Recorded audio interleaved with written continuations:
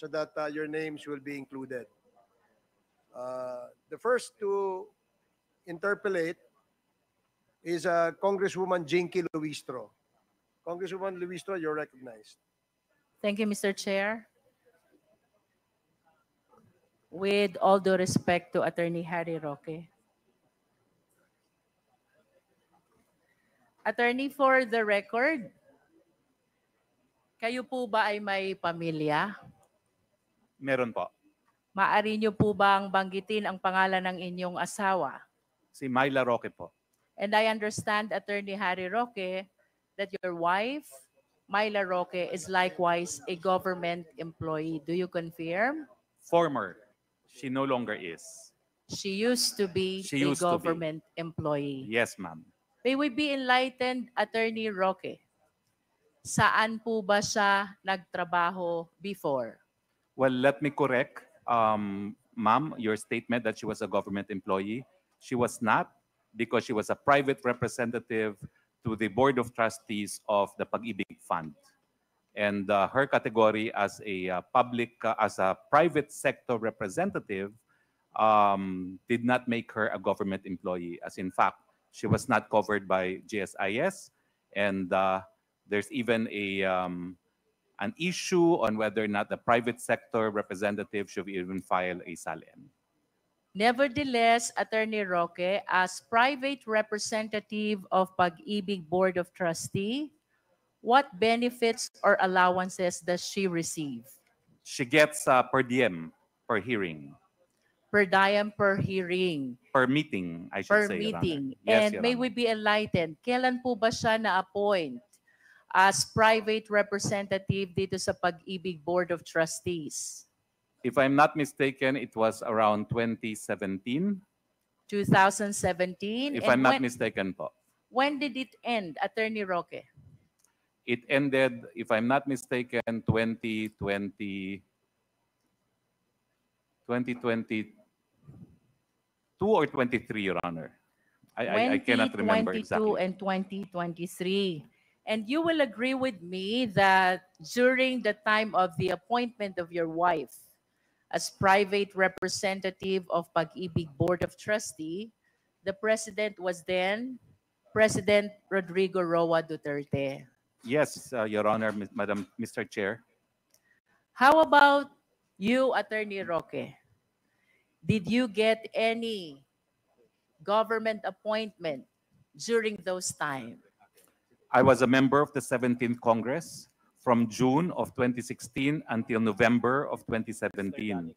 From November of 2017 until October of 2018, I was presidential spokesperson, and I became presidential spokesperson again from April 2020 until November of 2021.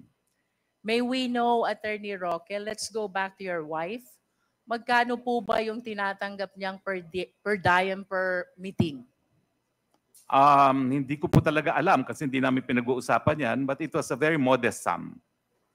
And with reference to your engagement in the government, 2017, 17th Congress, may we know how much your salary is as member of the House during that time? I do not recall, but I still have colleagues from the 17th Congress here. So I think it was, I cannot remember the exact amount, but it was, I don't know, maybe 200, 300,000. I don't know, 200,000 po, no? 200,000 a month. And you likewise mentioned about your appointment as the presidential spokesperson. Is that correct? Yes, Mr. Chair. Can you please enlighten us, how much was your salary as presidential spokesperson? Almost the same because it was the same salary grade as a congressman. I understand as well, Attorney Roque, that you have children. Yes, Your Honor. May we know the names of your children? The first one is Bianca Jacinta, and the second one is Harrison Jacob. Bianca and Harrison. Does these names of your children have any connection with Biancham? Yes, Mr. Chair. Biancham Holdings and Trading. You confirm? Yes, Madam Mr. Chair. And can you please enlighten us? When was this holding company incorporated, Attorney Roque? As early as 2015, before there was POGO, I believe, it was already founded. 2015. Yes, Your Honor. And during that time, can you please enlighten us, sino po ba ang mga incorporators, first incorporators of Biancham Holdings and Trading? That's myself, my wife, my then law partner Joel Butuyan, Eileen Garcia, and one of my staff lawyers who has since passed, Jarme Garcia. Can you enlighten us further? Gaano ho ba kalaki ang inyong ownership dito sa Biancham Holdings and Trading, Attorney Roque? It differed over the years, Mr. Chair, because it started as a small company. It was amended once. And, Mr. Chair, can we please direct our resource speaker to limit his answers to the questions which are being propounded? If Mr. I may Chair. proceed, Mr. Chair, would you confirm, Attorney Roque, that at the time of the incorporation of Biancham Holdings and Trading, you were holding 49.96% ownership, while your wife, Myla, is holding 49.96% ownership. Do you confirm? if that is what appears in records, I confirm that, Mr. Chair, but I do not have a copy of the records before me right now. In other words, Mr. Chair, the remaining 0.8% is the ownership which are being shared by Joel Butuyan, Zarmay Garcia, and Eileen Garcia. And it was mentioned earlier by our resource speaker that all these incorporators were his associates, either in Batuyan and Rael, and in Center Law. Do you confirm? I confirm that, Mr. Chair.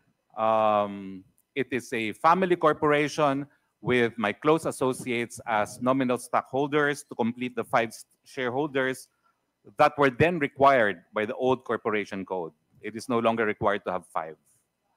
How do you describe the nature of this ownership when it is only 0.8% being shared by 3?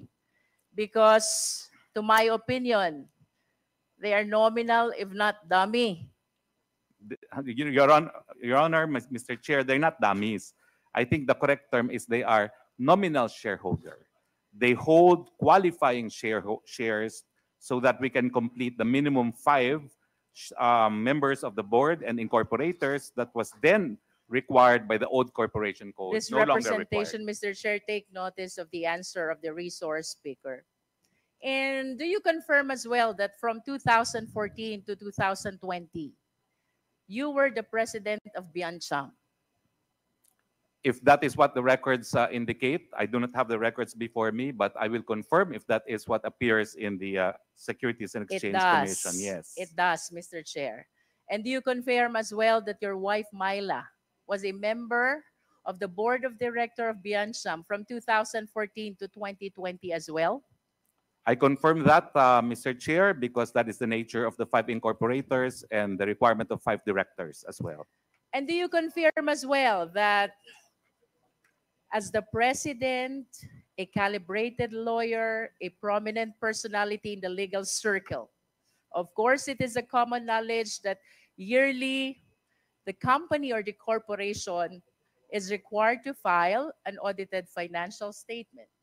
Does our resource speaker confirm? I confirm that, Mr. Chair. Mr. Chair, may I request our secretariat to please flash in our screen the 2014 Statement of Assets and Liabilities of Biancham.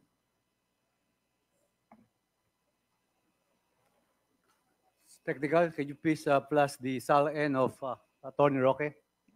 Mr. Chair, I wish to correct, with all due respect, this is audited financial statement of Biancham and not SAL-N.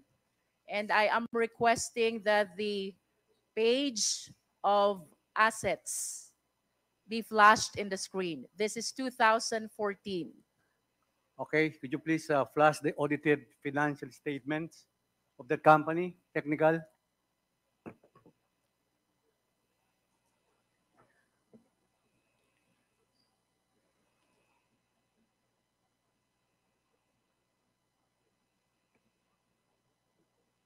Ginagawa ba yan? Mr. Chair, while we are waiting for the document to be shared to the public, I wish to share that the document discloses cash for 2014 of Biancham in the total amount of 125,300 pesos. And then, Mr. Chair, Okay. I wish to invite as well the attention of the public, especially the Quad, to the 2015 audited financial statement of Biancham. Noticeably, the cash increased from 125,000 from 2014 to 3,125,300 pesos in 2015.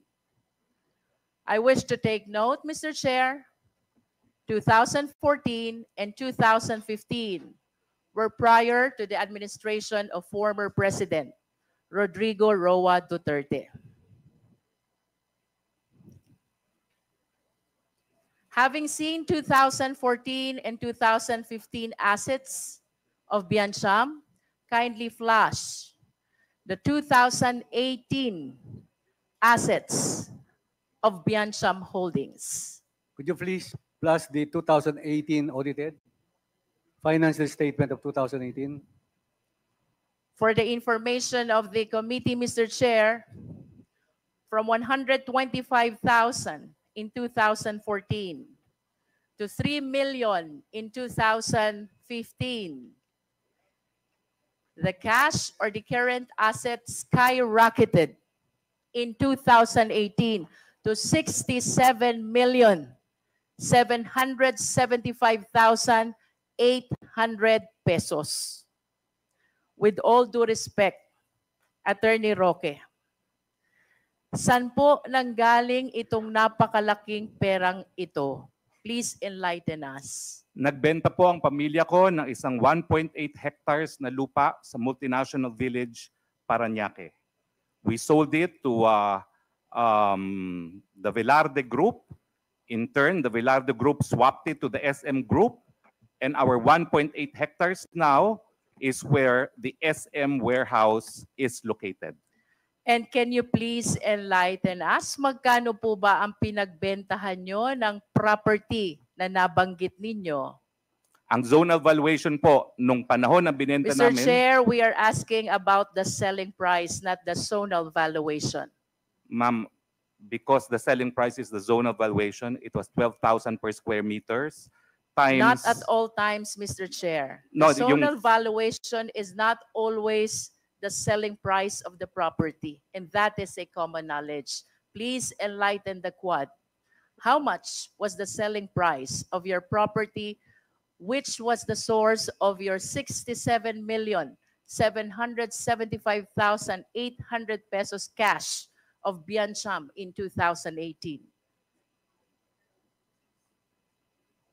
I do not remember the exact amount, but it is roughly for the 1.8 hectares, 216 million, Mr. Chairman. Mr. Chair, in line with the answer of the resource speaker, I respectfully move that we be provided with a copy of the sale document, the deed of sale of the property that was mentioned by our resource speaker. Mr. Chair. Mr. Chair, may I manifest that I have a PowerPoint presentation that I intended to use, and I precisely included in that PowerPoint presentation the deed of sale, Your Honor, of this property of 1.8 hectares in multinational village, Parañaque. Mr. Chair, that will depend on the Quad if he will be allowed to make his presentation, Mr. Chair. If I may proceed, Mr. Chair? Yes, please proceed, and we will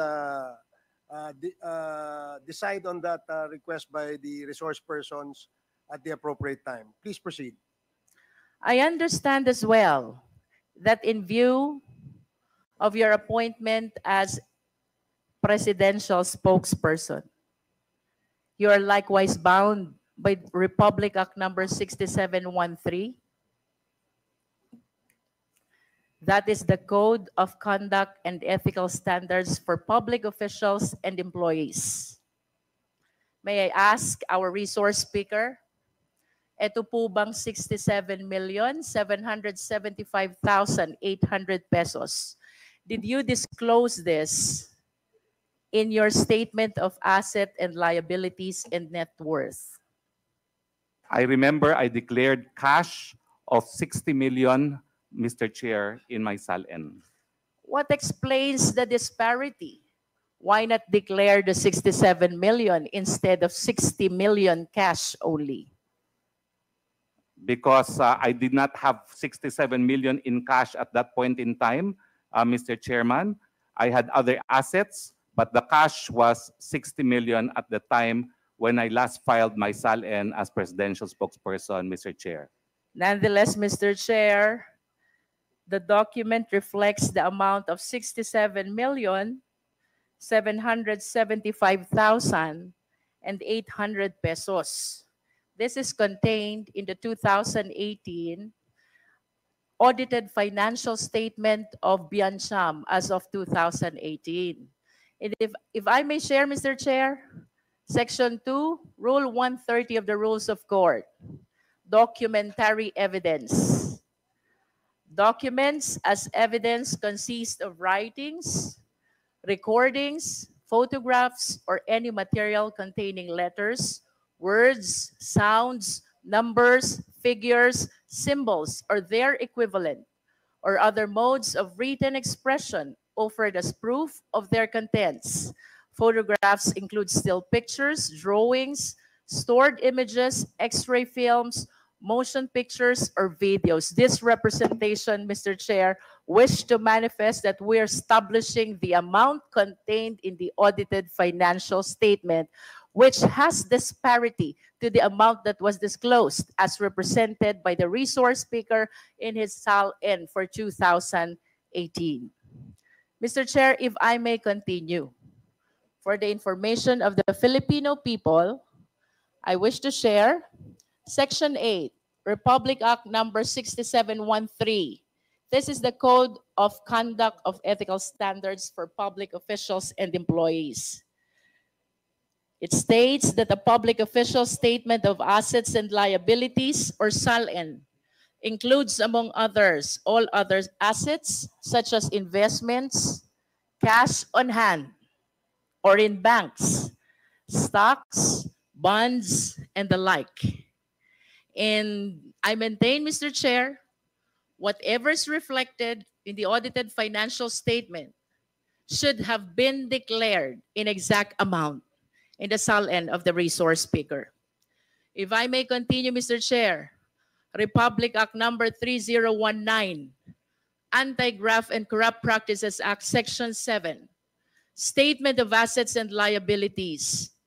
Every public officer within 30 days after the approval of this act, or after assuming office, or within the month of January of every other year thereafter, as well as upon the expiration of his term of office, or upon his resignation or separation from office, shall prepare and file with the office of the corresponding department head, or in the case of head of department or chief of an independent office, with the office of the president, or in the case of members of the Congress and the officials and employees thereof, with the office of the secretary of the corresponding house, a true, detailed, and sworn statement of assets and liabilities, including a statement of the amounts and sources of his income, the amounts of his personal and family expenses,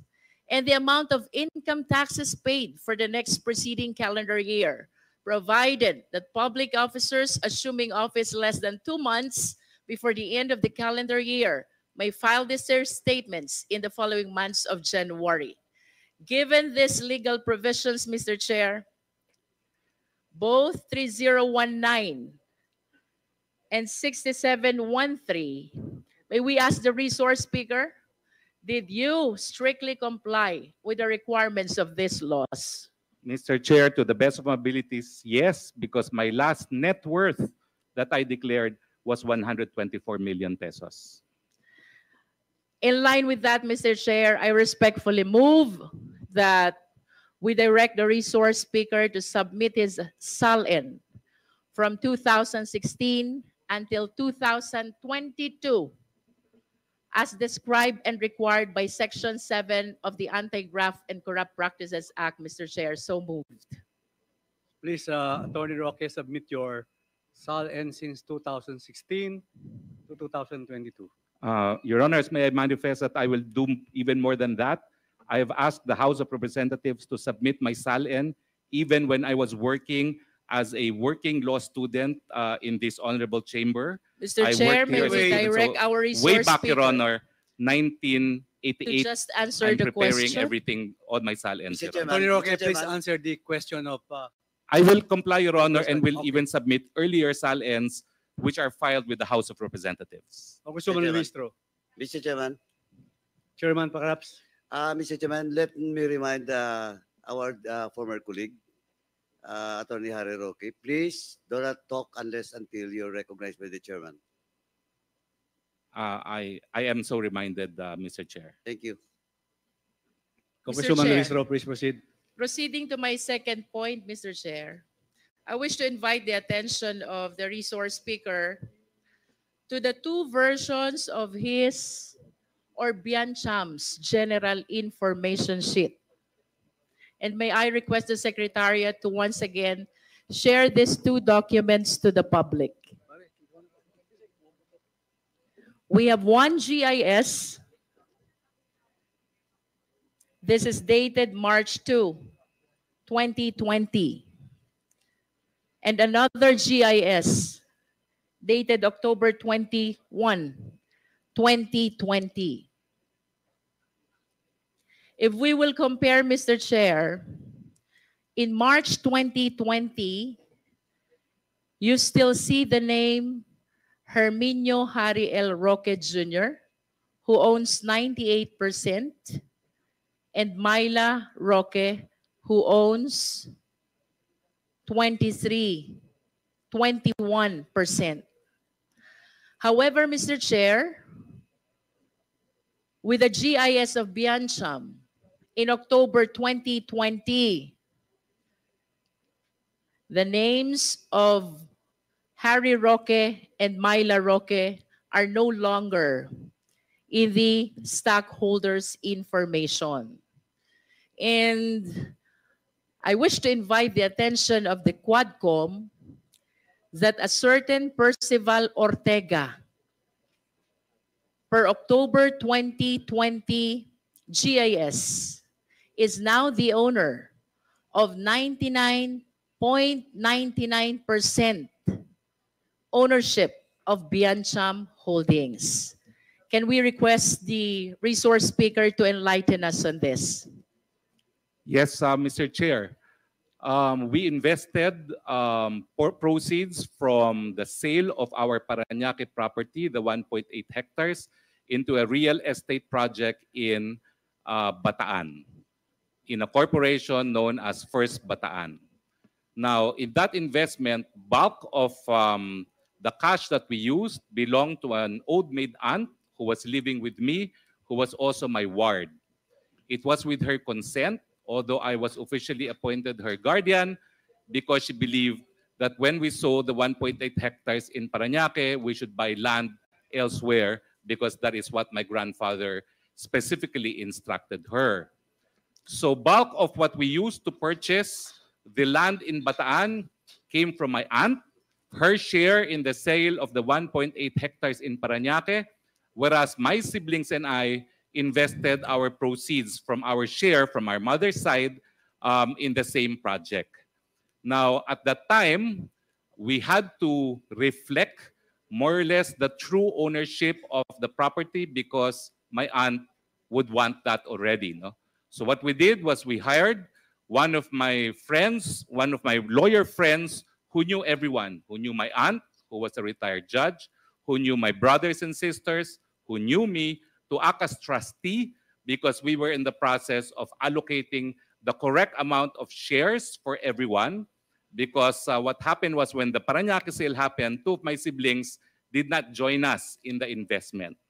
So we had to reflect, we have to put it first in the name of a lawyer in trust as we arrange eventually how the property will be divided amongst us. No? Unfortunately, my aunt has since died, and we are now in the process of settling her estate. And so Attorney Ortega stands as trustee representing the estate of my aunt. And that is why there had to be a reorganization which will also have to await final resolution upon approval of my aunt's estate, which is actually judicial because my aunt left a will. Mr. Chair, I wish to invite the attention of our resource speaker to these two documents, notwithstanding the fact that there was a trust agreement between Percival Ortega and Attorney Harry Roque, notwithstanding the fact about the agreement among the family. May I know what mode of transfer was used for the spouses Roque to be able to transfer it to the name of Percival Ortega? In the form of a trust, all of us executed trust agreements to Percival Ortega because he will be eventually the one to divide amongst us the property, also pursuant to what the judgment of the estate court will adjudge. May we direct the resource speaker, Mr. Chair, that we be furnished with a copy of this trust agreement? Mr. Chair, with all due respects, this is a legislative inquiry on POGOs, and I think it has become too personal already. Mr. Chair? I will submit a copy of the deed of sale of the property to show that the money that we used to acquire the property in Bataan was legitimately sourced and did not come from POGOs. But I think family matters should be left alone already, especially since, as I said, there's also settlement of estate in process. No? I just would like to raise the issue of materiality. I answered questions on source of funds to prove it did not come from POGO because we sold 1.8 hectares which is a commercial property in multinational village Parañaque, which I felt was material to this inquiry. But to inquire now even on family trust affairs, I think it's too much already. I think I have shared what the committee should know, that we had funds to acquire the land and legitimately sourced through a sale transaction, which is duly documented, and I will submit a copy of the said document, including also a copy of the zone evaluation in the area to indicate at least minimum price by which we sold the 1.8 hectares. With all due respects, Mr. Chair. Mr. Chair? Does the movement With all due respect to require- the resource speaker, but I insist that we provided with the mode or the instrument that was used in the transfer of the shareholdings from spouses Roque to Attorney Percival Ortega? I wish to go back to our previous committee hearings, Mr. Chair. We have established a number of circumstantial evidence already, which, when taken together, will lead to one reasonable conclusion that our resource speaker has connection to Lucky South 99. At first, I was surprised by the sudden increase of the assets of Biancham that is coming from 125,000 to 3 million, and then in 2018 to 67 million. And now, Mr. Chair, we have seen a sudden change in the name of the shareholder or the stockholder of Biancham, formerly from spouses Roque and now to Attorney Percival Ortega. I wish to rule out, to verify, ito po bang mga movement ng pera na ito, after all, he is the one who mentioned na hindi ito galing sa Pogo. Let the Quad verify kung saan nga nanggaling ang mga perang ito, Mr. Chair. Attorney Roque, the Congresswoman Luistro has stated the reason why the document that she is asking from your end is necessary in the investigation that the Quadcom is conducting. With respect, of course, to the funds that are in question, the committee should be convinced, following the questions raised by Congresswoman Luistro, the committee must be convinced that indeed the proceeds of the sale of your property is the one that is now being reflected as the assets of the Biancham Corporation. So I would ask our resource persons to please comply with the request of Congresswoman Jinky Luistro. I will comply, Mr. Chair, but may I be allowed to say that I differ with the good Congresswoman's conclusion that circumstantial evidence have linked me with Pogo. I assert that my relationship with Sandra Ong was a professional relationship, and I think the deed of sale over 1.8 hectares of land will prove where we sourced the funds to buy the Bataan property. Thank you, Mr. The Chair. manifestation of our resource persons is noted. Mr. Chair, Please proceed, Mr. Chair. Congresswoman. should, may- Is this should- related yes, with the indulgence of please, with Congresswoman the indulgence Luistro? of Congresswoman Luistro. Chairman Abante, you're Should recognized. she make a motion to that, Mr. Chair, in effect? I already moved, Mr. Chair, that Then- he be directed to submit to us the copy of the mode of transfer if that is indeed a trust agreement.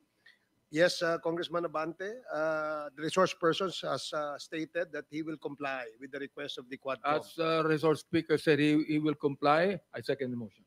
Thank you. So please proceed, Congresswoman Luistro. Mr. Chair, I just want to share to the public that the other and common modes of transfer of these shareholdings are by way of sale or assignment. And if these are the cases or the modes that which were adopted by Biancham, I believe that there is an obligation to pay the necessary taxes for the transfer.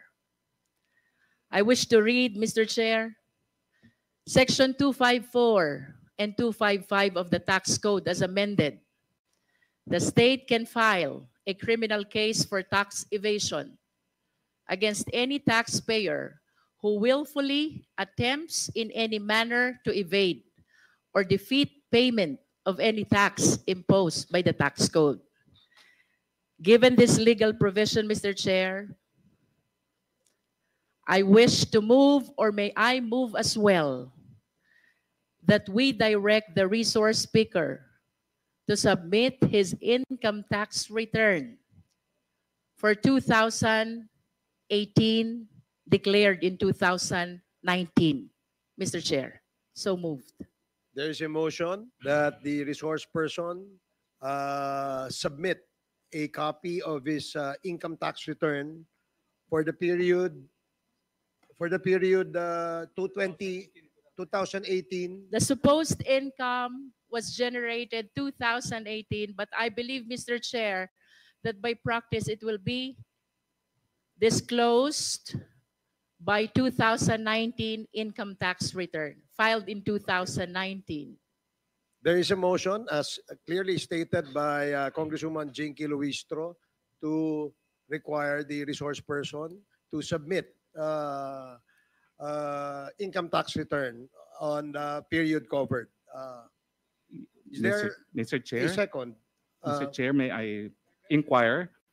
Because the sale of real estate. Mr. Chair, Yes, Congressman Akop. I think we have a motion to settle. Okay. before this resource person can speak. Yes, Your Honor. Okay, we will first dispose of the motion and then we will allow Attorney Harry Roque to speak. So there is a motion clearly stated earlier by Congresswoman Jinky Luistro, duly seconded. Are there any objections? Hearing none, the motion is carried. The resource person is required to submit to the committee the documents being asked by Congresswoman Jinky Luistro. Now, Attorney Harry Roque, you're recognized. Thank you, Mr. Chair. I just wanted to manifest that as far as the sale of the real estate is concerned, it will not be reflected in my income tax because it is subject to final tax. So I will submit the final tax paid for the transaction, Mr. Chair, because at this point, my income tax will be irrelevant to the increase of my assets because it was by reason of sale of real estate subject to final tax. Thank you, Mr. Chair. Thank you, Attorney Harry Roque. Does that satisfy? This representation takes note of his manifestation, but this representation maintains as well the submission of the ITR declared in 2019. Okay, so the resource person has learned that the requirement of Congresswoman Luistro is the income tax return of 2020. Okay, thank you. No further question for the Okay. moment, Mr. Chair. Thank you, Congresswoman Luistro.